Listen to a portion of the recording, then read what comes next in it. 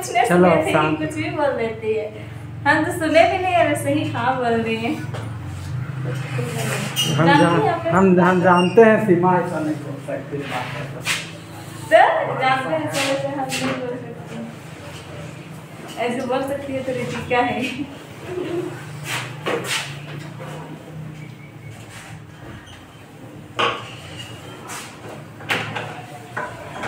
Sir status जीना थोड़ा आज ही से स्टार्ट करेंगे इस टाइम। हाँ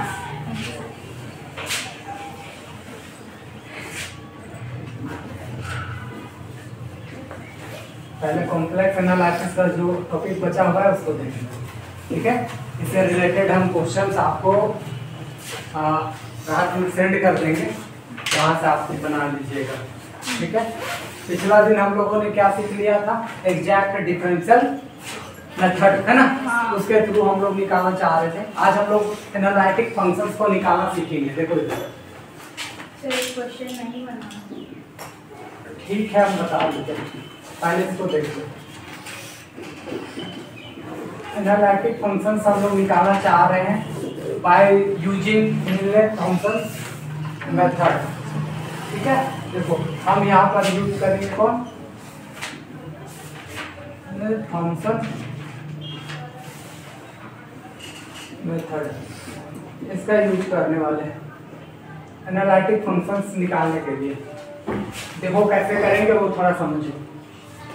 एक बात सुनो कि मान लो कि F Z is equal to तुम्हारे पास फंक्शन यू प्लस में आई भी वाला टाइप का फंक्शन था, है ना। yes, अगर तुम इसका डेरिवेटिव निकालना चाहते हो एफ डैश जेड को निकालना चाहोगे तो यू का एक्स के रिस्पेक्ट में पार्शियल डेरिवेटिव और v का x के रिस्पेक्ट में पार्शियल डेरिवेटिव, यानी सिंपली कह दो कि दोनों को x के रिस्पेक्ट में पार्शियल डेरिवेटिव कर दो, इसका डेरिवेटिव निकल जाएगा।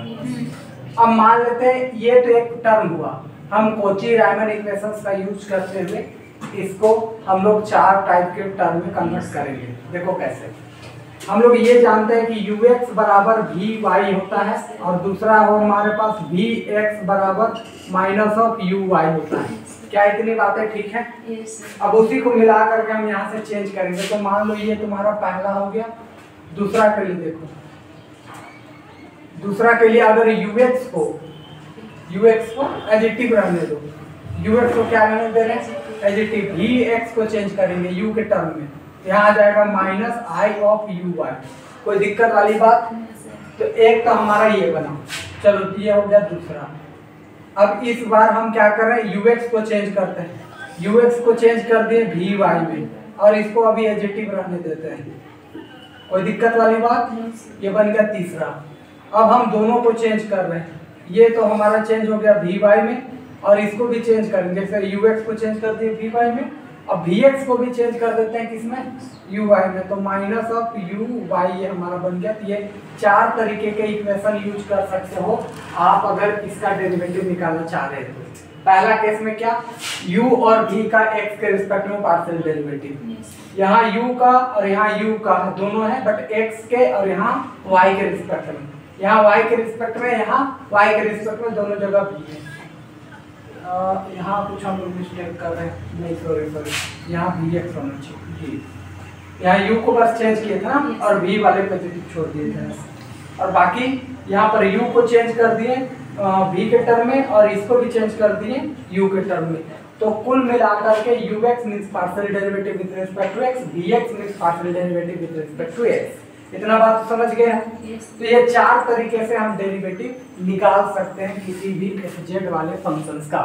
आप ध्यान सुनो, अगर हम इन दोनों का महत्वपूर्ण रूप से यूज करेंगे, ये दोनों का, क्यों? क्योंकि यहाँ पर देख लो कि दोनों जगह पर u का टर्म है और दोनों जगह पर v का टर्म है। ऐसा क्यों? ध्यान सुनो, अगर हम लोगों को u गिवन रहेगा और हमको फंक्शन निकालना, u गिवन है और क्या निकालना हो, फंक्शन, तो हम इसको यूज करेंगे। और अगर हमको v गिवन है और फंक्शन निकालना है तो हम इसका यूज करेंगे, क्योंकि यहाँ दोनों v का टर्म है। समझ गए या नहीं समझे? क्लियर है इतनी बात? अब यहाँ तक देखो, अब ये मेथड क्या कहता है वो थोड़ा समझो। इस मेथड को हम लोग एम्प्टी मेथड बोलेंगे आज के बाद, ठीक है। देखो करना क्या है, बहुत सिंपल से। मान लो u आपको गिवन है, u इज गिवन,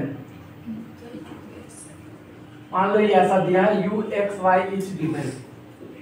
अच्छा हम u भर लिखते हैं तो उससे समझ जाते हो ना कि u x y है गिवन। देन अगर u x y गिवन है तब अगर हमको f z निकालना है, वो वाले फंक्शंस निकालने हैं, तो करना क्या, ध्यान समझो। हम डायरेक्टली इसको लिखेंगे, इस वाले को क्या लिखेंगे, देखो u x लिखेंगे, लेकिन यहाँ जहाँ x रहेगा वहाँ z डालेंगे और y रहेगा वहाँ पर क्या डालेंगे, 0। फिर यहाँ पर आएंगे माइनस i ये देंगे, यहाँ पर देखो u y हो गया, यहाँ जहाँ x रहेगा वहाँ z डालेंगे और जहाँ y रहेगा वहाँ क्या डालेंगे, 0, और यहाँ dz के रिस्पेक्ट में दोनों के इंटीग्रेशन कर देंगे। क्या इतनी बातें ठीक है? करना कुछ नहीं है, u गिवन है, u का partial derivative with respect to x निकाल लो, उसी तरीके से विद रिस्पेक्ट टू y निकाल लो, ठीक है। जहां x है वहां z पुट कर दो, जहां y है वहां 0 पुट कर दो, इसमें ला करके इंटीग्रेशन कर दो, आपका रिजल्ट निकाल के दे देगा। समझ गए या नहीं समझे? दूसरा हम देख लो, मान लो तुमको b दिया हुआ है, मार्कर लिखना बंद कर दिया,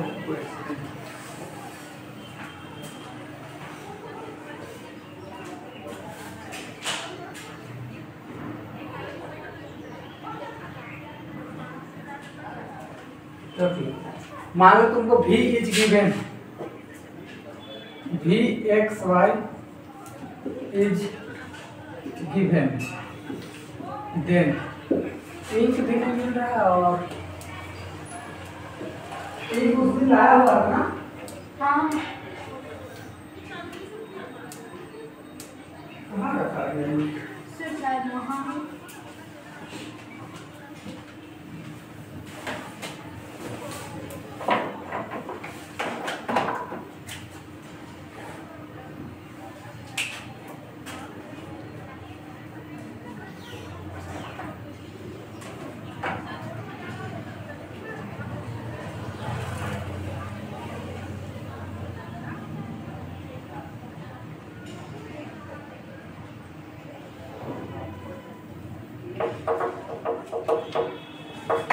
देखा जी कुछ पट नहीं देखो अभी मान लो भी दिया हुआ है आपको, तब हम क्या करेंगे, हम जनरली इस वाले का यूज करेंगे जो भी वाला है।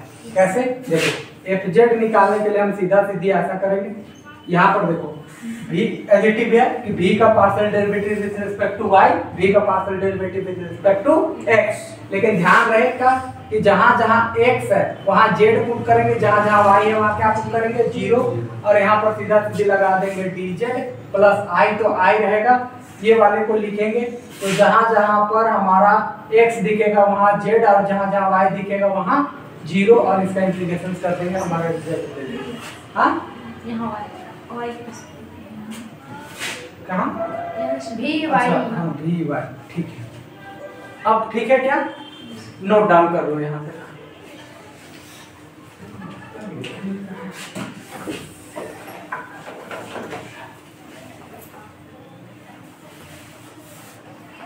देख लो तो कट नहीं रहा है, देख लो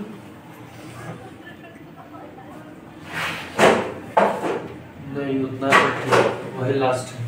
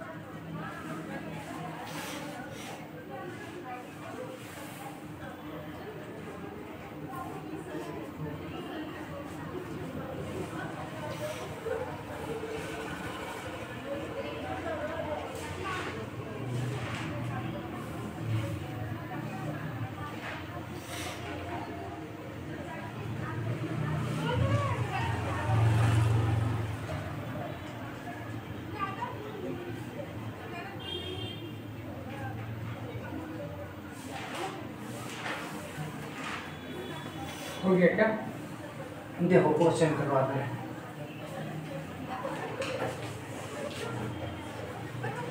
देखो एक बार इसको याद कर लो आप, मेनली देखो ध्यान से रखना, एक बार याद करवा दे। u अगर x में, देखो ux पहले ये नेगेटिव में आएगा, ठीक है। अब v वाले में जब y वाला पहले आ रहा है तो x वाला बाद में आ रहा है, बट यहाँ पॉजिटिव है, ठीक है। इसको ध्यान रखना, ये बहुत जरूरी हो जाएगा आपके लिए। चलो आ जाओ फटाफट क्वेश्चन कर लेते हैं। देखो मान लो तुम्हारे पास u गिवन है और क्वेश्चन ये गिवन दैट, चलो u तुम्हारे पास ये दिया है x स्क्वायर माइनस में y स्क्वायर, ठीक है। पहला बात तो ये दिया हो। अब आपको निकालना सीधे ये fz is equal to direct ये निकालना है, क्लियर है। हम कौन सा मेथड लगा रहे हैं? एम्प्टी मेथड, लेकिन उससे पहले ध्यान समझो, इसको निकालो partially derivative with respect to x, पहले ये निकाल लो। Partially derivative with respect to x निकालोगे कितना आ जाएगा? 2x आ जाएगा, ठीक है। इसी तरह partially derivative with respect to y निकाल लो, कितना आ जाएगा? -2y आ जाएगा। समझ गए क्या इतनी बात? अब ध्यान रखो कि अब हम लोगों को ux में यहाँ z और क्या रखना है? 0, यानी कि जहां जहां पर आपके पास x होगा वहां z डालो, y होगा वहां 0। अब बताओ यहाँ पे y का कोई टर्म नहीं है, x का टर्म है, तो सीधा सीधे 2z आ गया। समझ गए या नहीं समझे? अब यहाँ देख लो, यहाँ uy है, यहाँ z और 0, x के जगह z डाला है, y की जगह 0, x का कोई टर्म नहीं है, y का टर्म है तो डालो, सीधा सीधी वैल्यू कितना आ गया? 0। समझ गए या नहीं समझे? अरे बोलो तो। अब यहाँ पर आ जाओ उसी मेथड से, यानी कि एम्प्टी मेथड। अच्छा एग्जाम हॉल में आप पूरा यहाँ पर लिखोगे, ठीक है ना, इसका नाम पूरा दे दोगे यहाँ पर एग्जाम के अंदर।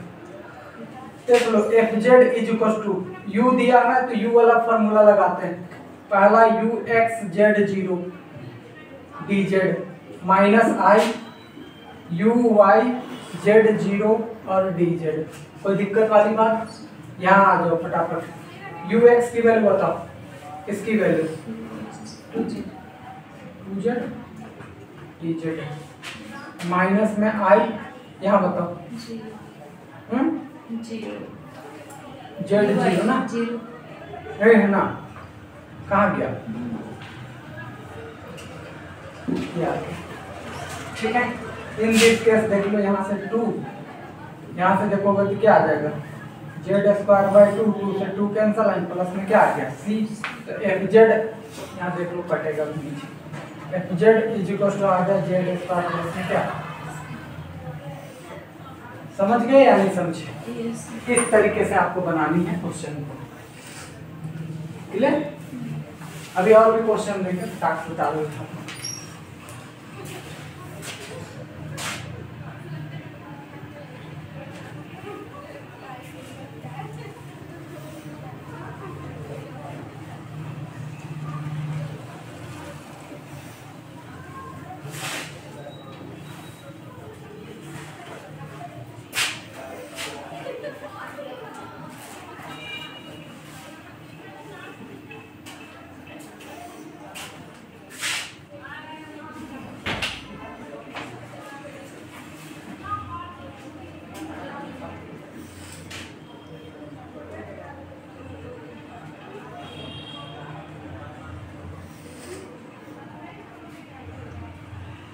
अब तो महिला लोग का 33% आरक्षण कर दिया है ना जी,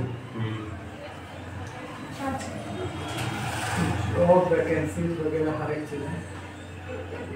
मतलब जिस दिन 50% कर देगा उस दिन लड़का लोग का हालत खराब हो जाएगा। नहीं हो जाएगा? सोच के देखो, अभी 33% में हालत खराब हो रही है, तो नौकरी ले सकती बहुत जल्दी।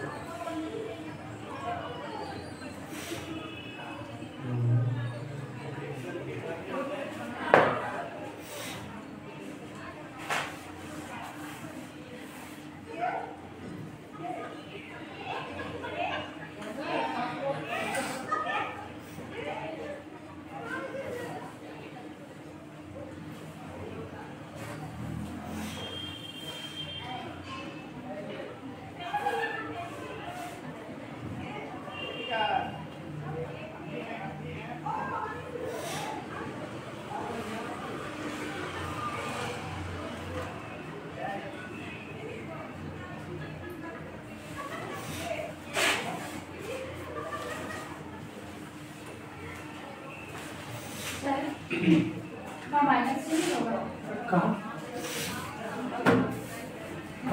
0 इंटू समथिंग क्या होता है? उससे कहाँ किया? तो पूरा खत्म हो जाएगा नहीं है। जीरो का इंटीग्रेशन कितना? 0 इंटू आई कितना? 0 इंटू -1। लो ये बताओ 0 प्लस क्या होता है? 0 माइनस क्या होता है? 0 इंटू क्या होता है? और 0 डिवाइड क्या है? क्या मीनिंग है इसका? नथिंग। क्या? तो इसका भी वैल्यू माइनस क्यों आएगा? जो आई है उसको माइनस और नहीं अरे 0 से किसी को भी गुणा करने से क्या होता है? हाँ तो वही तो पूछ रही थी, उसका साइन भी हट गया ना, मतलब 0 पुट किए इनटू और वही तो कुछ स्टार्टिंग।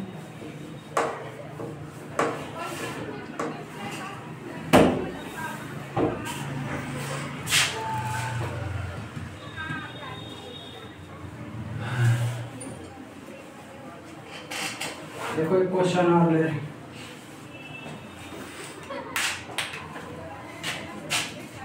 भी ले लें या यू ले लें? चलो भी लेके बनाते हैं।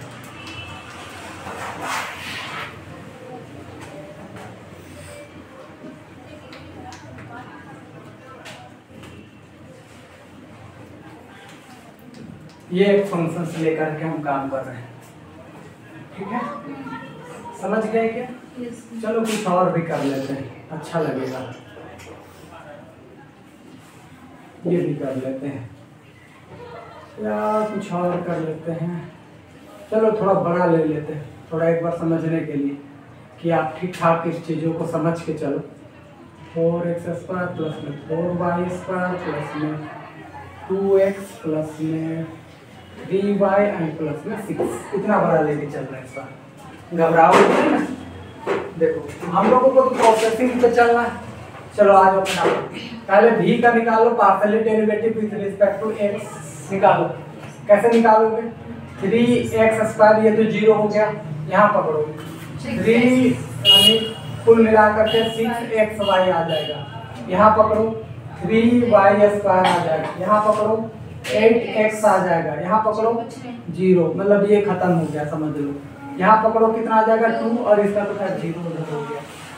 कोई दिक्कत वाली बात नहीं है। यहाँ अपने से रख लो z और क्या रखोगे 0। इन दिस केस देखो 3z², इसको लिखने की कोई जरूरी नहीं, 0 तो ये सब गलत है। यहाँ z डालोगे, यहाँ 0 डालोगे, पूरा खत्म हो जाएगा। यहाँ 0 डालोगे वो पूरा खत्म हो जाएगा। यहाँ आ जाएगा 8z एंड प्लस में 2 आ जाएगा। समझ गए या नहीं समझे? अब यहाँ पर y के रिस्पेक्ट में इसको कर लो। तो x और y के रिस्पेक्ट, x और y है, y के रिस्पेक्ट में करोगे। यहाँ क्या बनेगा 3y², फिर यहाँ क्या बनेगा 3x², यहाँ क्या बनेगा 6xy, ये तो 0 हो गया। यहाँ क्या बनेगा 8y, और यहाँ क्या बनेगा 3। समझ गए या नहीं समझे? सबको आता है पार्शियल डेरिवेटिव? आता है तो ठीक है, नहीं आता है तो घर जाओ। और z और ये हो गया 0। समझ गए क्या? x के जगह क्या डालोगे z, और y की जगह क्या डालोगे 0 डालने से पूरा 0। यहाँ देख लो 3z², यहाँ ये पूरा, यहाँ देखो यहाँ पूरा क्या हो जाएगा 0, क्योंकि x के जगह z और y की जगह क्या 0 इंटू समथिंग, खत्म। अब यहाँ देख लो, यहाँ भी 0 डालोगे, ये खत्म हो जाएगा, बचेगा 3। समझ गए या नहीं समझे? अब आ जाओ एम्प्टी मेथड पर।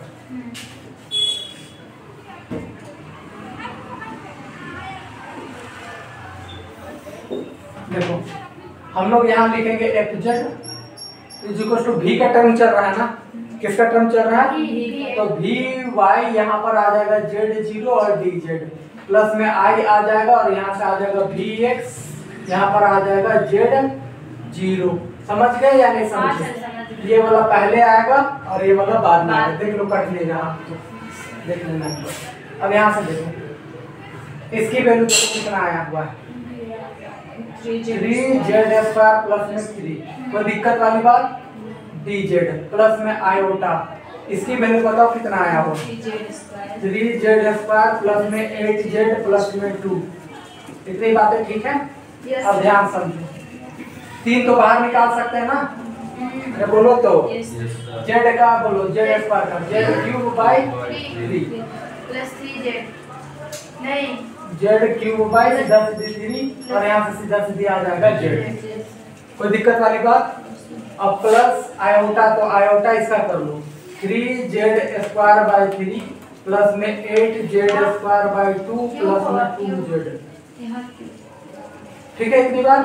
प्लस में c डालना है तो डालो, नहीं डालना तो छोड़ दो, मैंने ऐसे कॉन्सेप्ट कर दिया। अब देखो 3 से मल्टीप्लाई कर दो, यहाँ बन जाएगा 3, तो 3 से कैंसिल हो जाएगा ना, यहाँ बच जाएगा z का cube plus z 1/3 plus 3z plus में आयोटा, यहाँ कैंसिल करोगे तो यहाँ बनेगा z का क्यूब प्लस यहाँ बनेगा 4z² और प्लस में बनेगा 2z प्लस में c। कोई दिक्कत वाली बात? fz बराबर ये आ गया तुम्हारा आंसर। क्लियर है या नहीं क्लियर है? देखो एग्जामिनर में, एग्जाम हॉल में वो एग्जामिनर क्या करता है समझो, दिमाग लगाओ, वो क्या करेगा, इसको उठा करके तुमको दे देता है u, या तो वो भी उठा के दे देगा फिर fz देगा। लॉजिक देखते हैं? जैसे सुनो बात को, क्या करता है एग्जामिनर, बहुत वो क्वेश्चन कैसे बनाता है वो ध्यान से सुनो। fz इज इक्वल टू क्या रहेगा, u प्लस ib। उसको ना fz पता रहेगा तो u उठा के तुमको दे देगा, या v उठा के दे देगा, या ये पता है तो किसी को उलट पलट करके दे देगा। तो अंडरस्टूड रहता है कि हम इस तरीके से बना सकते हैं। बाकी ठीक है, ये मेथड क्लियर है? Yes sir.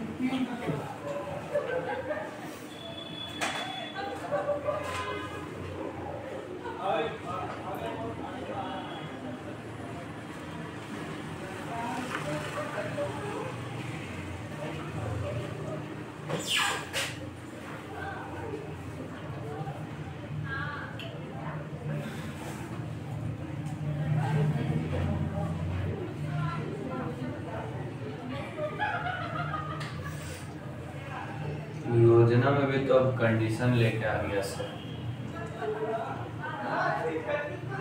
अब उसमें बोल दिया कि जो कॉन्ट्रैक्ट बेसिस पे जिसका फैमिली मेंबर कोई जॉब कर रहा है तो भी उसको नहीं मिलेगा। क्या योजना नहीं समझ? योजना मैया सम्मान योजना नहीं है? 7 कंडीशन दे दिया है, जो टैक्स मिलती होगी, इनकम टैक्स, ये सब, इसके में जॉब होगा गवर्नमेंट, जो मतलब प्राइवेट जॉब में भी है ना उसको भी नहीं मिलेगा। और जो घर बैठ रही है बस उसी। चलो घर बैठते क्या ले जान दे सर, जान रहे थे कि ज़्यादा दिन चलने नहीं वाला है, इसमें सरकार कुछ न कुछ फेर बदल करेगा ही और वापस ले लेगा इसको।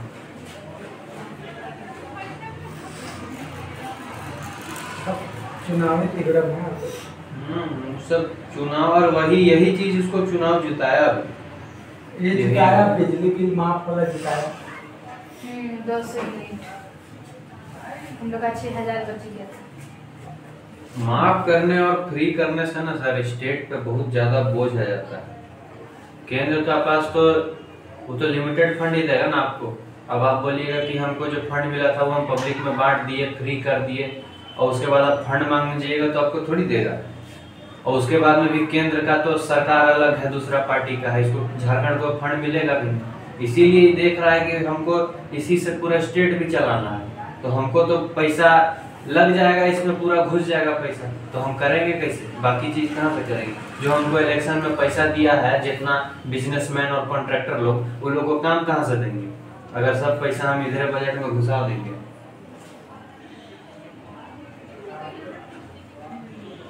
फ्री देने के चक्कर में ना सर स्टेट पूरा कर्ज में चला जाता है। उससे ना तो जनता को फर्क पड़ता है और ना नेता लोग को। जनता को क्या फर्क पड़ने वाला है सर? जनता को ये भी थोड़ी फर्क पड़ता है कि अगर हमको फ्री दे रहा है तो बाकी जगह से ले भी रहा है। फ्री कुछ भी नहीं होता है सर। आपको कोई भी चीज कुछ दे रहा है ना तो उसके पीछे कुछ ना कुछ पर्पस जरूर है।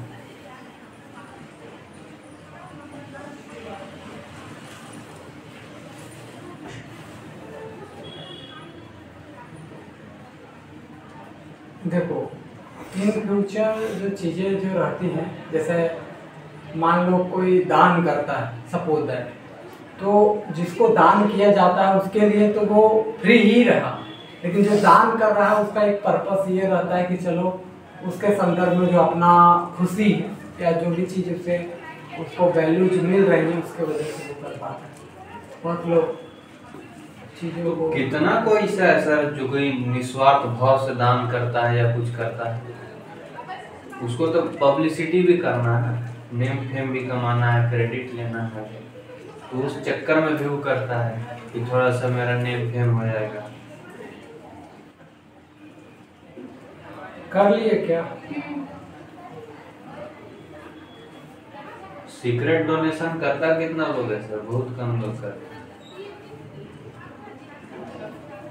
अगर कोई डोनेट भी कर रहा है तो पूरा एकदम अपना डालेगा, पूरा वीडियो बनाएगा, मीडिया कवरेज करवाएगा, दिस दैट।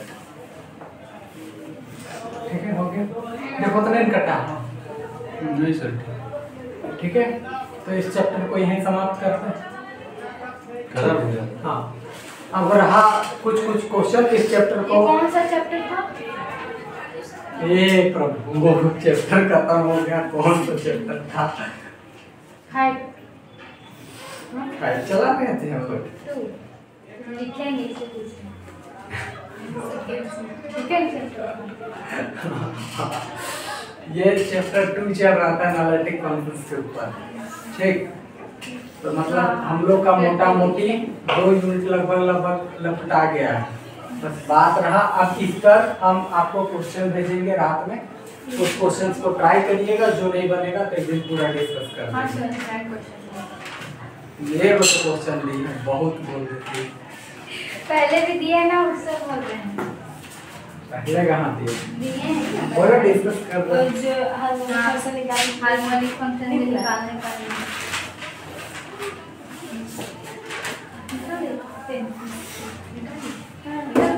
नहीं होगा, नहीं होगा। बोलो क्या, कहाँ फंस गए, बोलो, बता ही रखते हैं, फिर आगे बढ़े। बोलो।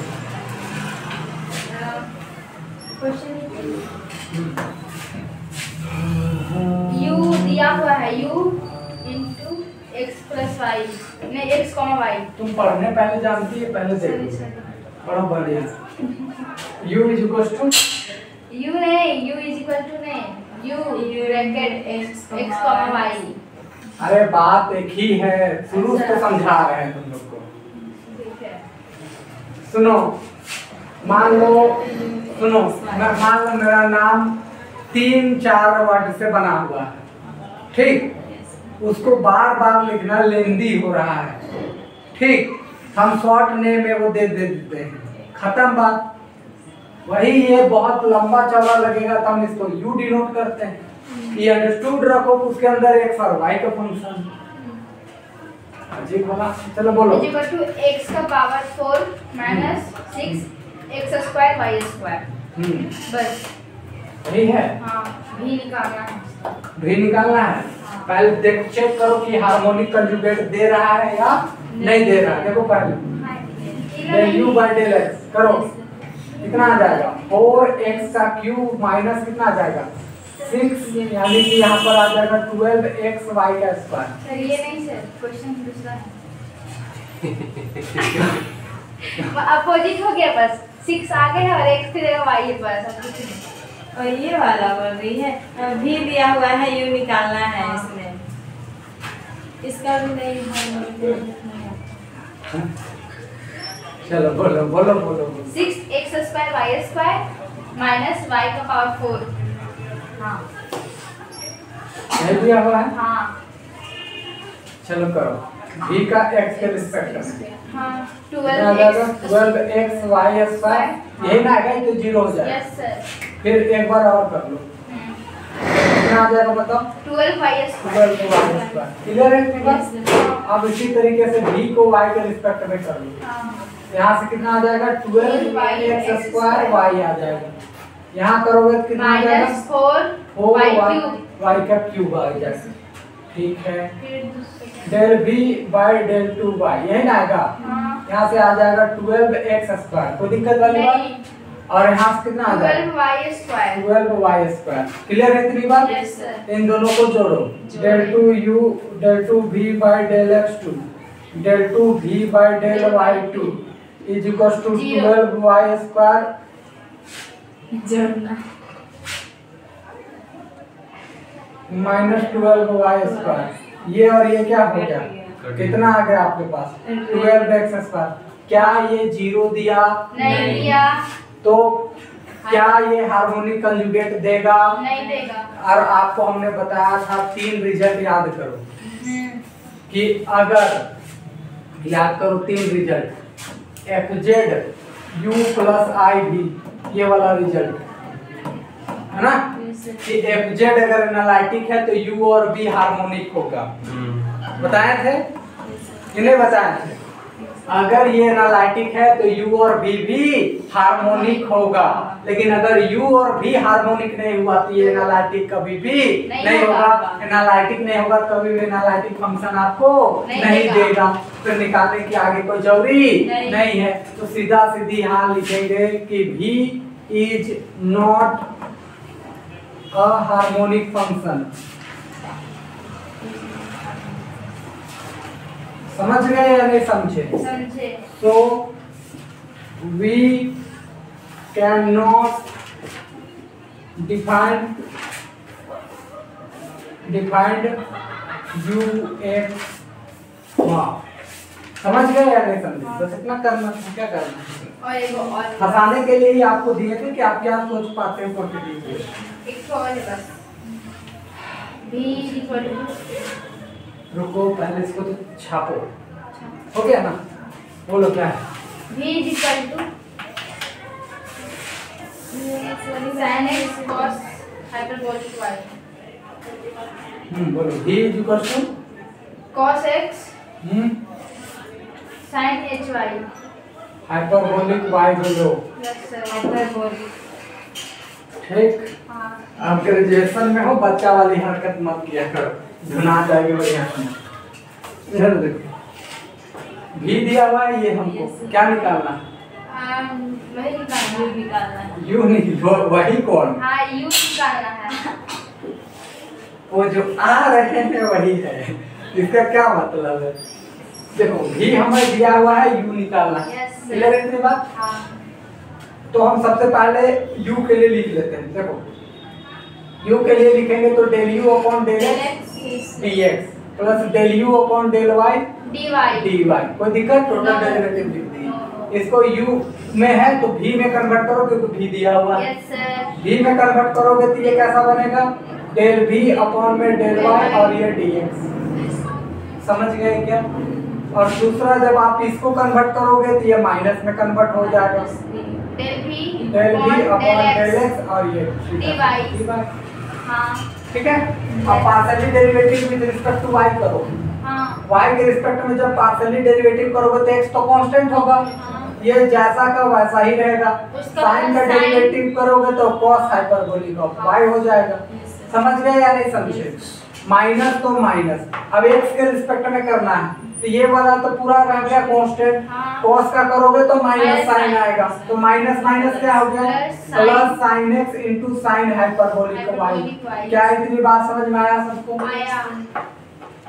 अब देखो dx। ये तुम्हारा रह गया m और ये तुम्हारा रह गया n। समझ गए या नहीं समझे? समझे। लो इतनी बातें तो कर रही थी, अब आ जाओ सीधा सीधी इंटीग्रेशन के ऊपर।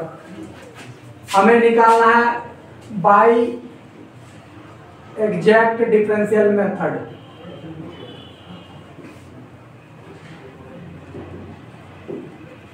जब एग्जैक्ट डिफरेंशियल मेथड हम जब लगा रहे हैं तो u सीधा सीधी किस में कन्वर्ट होगा? du किस में कन्वर्ट होगा? u के टर्म में। हाँ ठीक। Yes, sir. अब u के टर्म में जब कन्वर्ट हुआ, अब इधर देखो यहाँ पर तो m लेंगे और dx लेंगे, हाँ।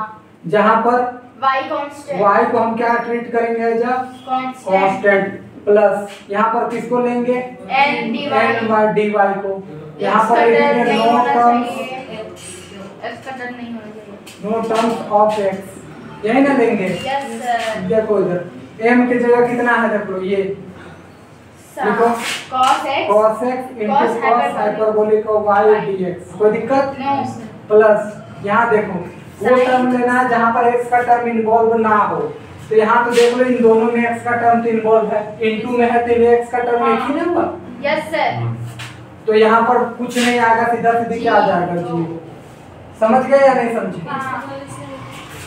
बताओ यहाँ क्या बोला, ये पकड़ो नो टर्म्स ऑफ x। देखो सुनो बात को, नो टर्म्स ऑफ x में तुम बार बार कंफ्यूज हो रहा है तो उसको डिटेल करते हैं। देखो x स्क्वायर है, x y है, y स्क्वायर है और 4 है, इन तीनों बातों को समझो।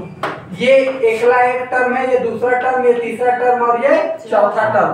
प्लस प्लस के बाद या माइनस माइनस के बाद एक टर्म गिनाता है। जरा सुनो, यहाँ x है तो ये x का टर्म है, यहाँ x y है इसमें भी x का टर्म है, यहाँ x नहीं है तो नहीं है, यहाँ भी x नहीं है, तो यहाँ इन दोनों में x का टर्म नहीं है, तो इसको ले सकते हैं, बट इन दोनों को नहीं लिया जा सकता। समझे या नहीं समझे? तो इन दिस केस देखो यहाँ x का टर्म है या नहीं है, इस वजह से यहाँ कुछ नहीं आ गया, क्या आ गया? जीरो। ठीक है यहाँ तक। अब देखो ये तो इसका टाटा वाई बाई हो गया, यहाँ देख लो यहाँ पर y कांस्टेंट होता है, इसको बाहर निकाल दोगे तो cos हाइपरबोलिक अब क्या हो गया y, और अंदर में क्या बन गया यहाँ पर cos x और dx। अब देखो cos hyperbolic of y, cos का करोगे क्या बनेगा sin x एंड प्लस में क्या c। तो इन दिस केस अगर आप चाहोगे तो यहाँ से आ जाएगा cos hyperbolic of y into sin x and plus में c लिखना है तो लिखो, और नहीं तो सीधा सीधी यूपी वैल्यू आ जाएगा। समझ गए? एकदम आराम से सावधानी पूर्वक सोच सोच के बनाओगे, फटाफट बनेगा सर क्वेश्चन। इसमें डबल डेरिवेटिव नहीं करेंगे, हार्मोनिक की कंडीशन चेक ही नहीं करना है। हम इसमें चेक कर दिए थे, चेक उसमें आया था। हाँ इसमें हार्मोनिक वगैरह चेक करना है। चेक कैसे करोगे, भी दिया हुआ तो नहीं चेक करोगे? सर तो इसमें नहीं किए हार्मोनिक चेक। अरे पागल लड़की, हम जान रहे हैं कि वो हार्मोनिक है, सेल नहीं किए। तुम तो बोली ना कि हार्मोनिक फंक्शन दिया हुआ, यू दिया हुआ क्या किसी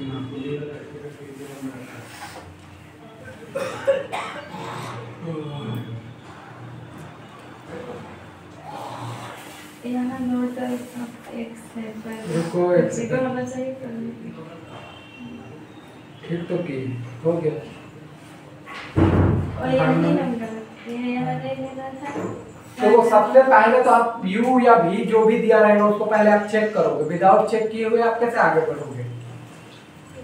एग्जाम हॉल के अंदर आपको हार्मोनिक चेक करना पड़ेगा, और चेक करने के लिए ध्यान रखना है कि डेरिवेटिव और इंटीग्रेशंस में बहुत सावधानी रखना।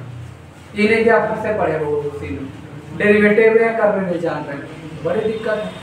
एक बात याद रखना, कोस हाइपरबोलिक साइन हाइपरबोलिक का डेरिवेटिव या इंटीग्रेशन में नेगेटिव प्लस का कोई चक्कर नहीं रहता, वो हमेशा प्लस रहता है, सीधा बात समझ लो। हाइपरबोलिक के केस में मिटा दे इसको।